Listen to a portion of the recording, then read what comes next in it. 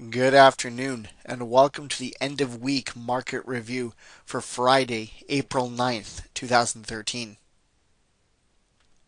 We've got a few things on our agenda. We're going to start things off by taking a look at the market news, as well as take a look at some economic reports. We're then going to go ahead and look at both the S&P 500 and the Toronto Stock Exchange.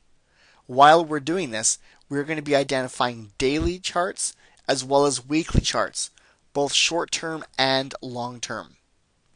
We're then going to go ahead and look at our volatility index review and then take a look at some great picks. So first off, we can see that the markets did rebound today. Though when you take a look at the big picture and look at what's happened throughout the week, we can see that the Dow Jones is down 1.64%. The S&P 500 is down 2.11% from last week.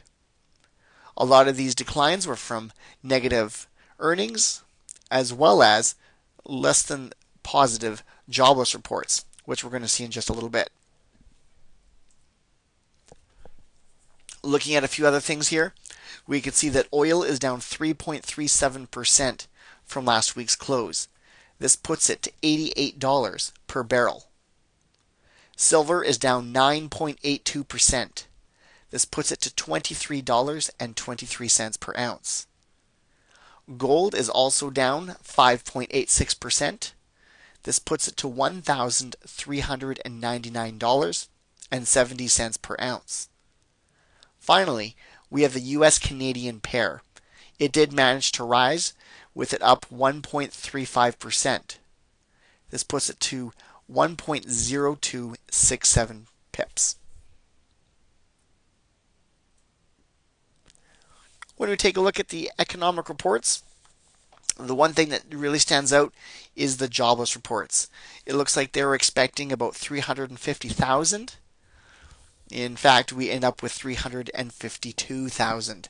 Now, they did try to downplay this and say that it wasn't that much worse, but by the time the markets were closed, the markets had definitely fallen because of that extra 2,000 reports, more than expected.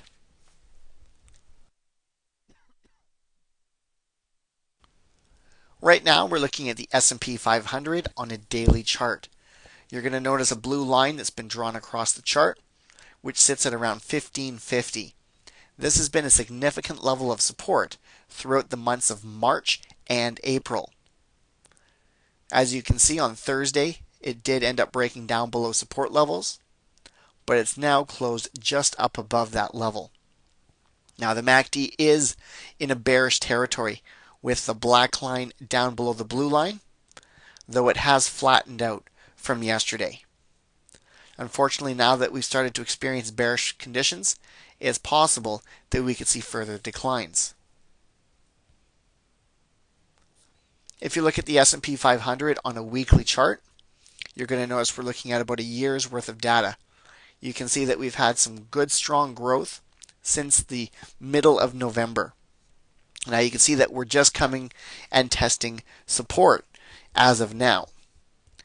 If next week breaks down below this significant level of support, it'll be the first time that we've violated support for several months. While reviewing the S&P 500 on a much longer term, you can see that we've got about 5 years worth of data.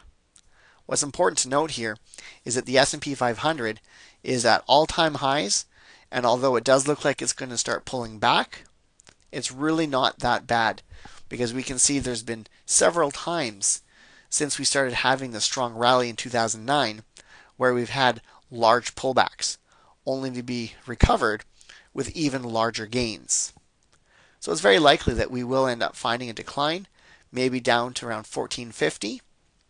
But if it follows the pattern that it has, it just means that it will turn around and work itself up even higher. While looking at the TSX, you can see that it's definitely continuing its decline, with it constantly breaking down below support levels. It is managing to have a good couple of days though, so we see that the MACD is rising bearish, though the black line is still down below the blue line.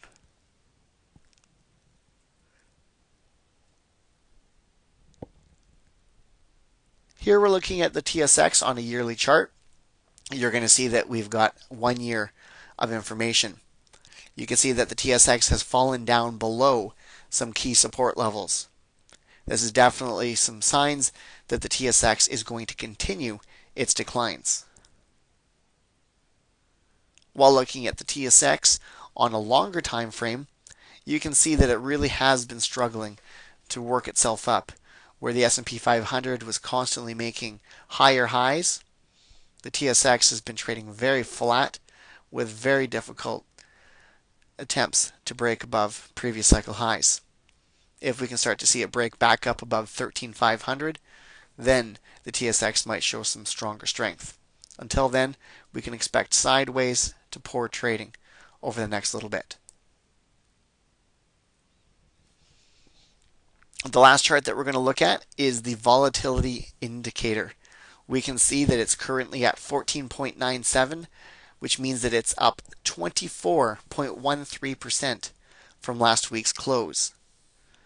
Although it's back down to a normal range, in that we've seen the volatility indicator trade quite comfortably between 14 and 16 throughout November and December, it is higher than its typical trading range that we've experienced throughout 2013. That is between 12 and 14. Because of the few spikes that we've had, though, we do need to be on alert and make sure that we're not getting into positions very heavy.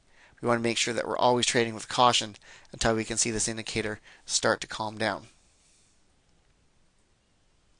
If you have any questions about anything that we discussed today or any other topics, feel free to either email us at training@idealtradinglifestyle.com or call us toll free at 1-888-942-0266.